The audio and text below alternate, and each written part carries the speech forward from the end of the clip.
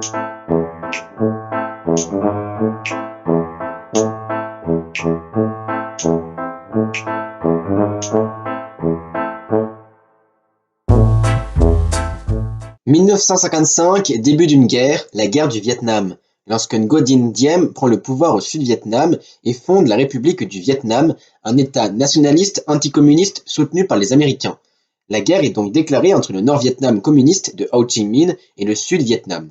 Autre guerre cette année-là, la guerre d'Algérie. Le FLN, le Front de Libération Nationale, continue ses divers attentats et la France continue de réprimer. C'est dans ce contexte qu'a lieu les massacres d'août 1955 dans le Constantinois. Des tueries menées par le FLN et par l'armée française en représailles, on estime le nombre de morts à 123 Français et entre 1000 et 10 000 Algériens. En 1955 est signé le pacte de Varsovie, une alliance militaire des pays communistes d'Europe pour faire contrepoids à l'OTAN créée en 1949. Le pacte de Varsovie regroupait l'URSS de Nikita Khrouchtchev, le fondateur de ce pacte, ainsi que la Bulgarie, Roumanie, Hongrie, Pologne, Tchécoslovaquie, Albanie et Allemagne de l'Est. L'Autriche, cette année-là, devient un pays indépendant.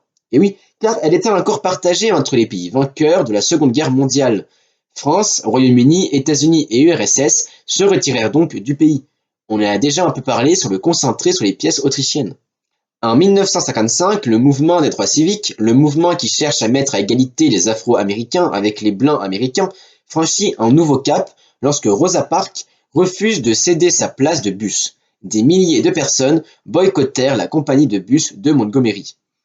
Deux personnalités meurent cette année-là, Albert Einstein à 76 ans, qu'on ne présente plus, et l'acteur James Dean à 24 ans, dans un accident de voiture. James Dean était l'idole des jeunes et le symbole du désarroi des jeunes des années 50.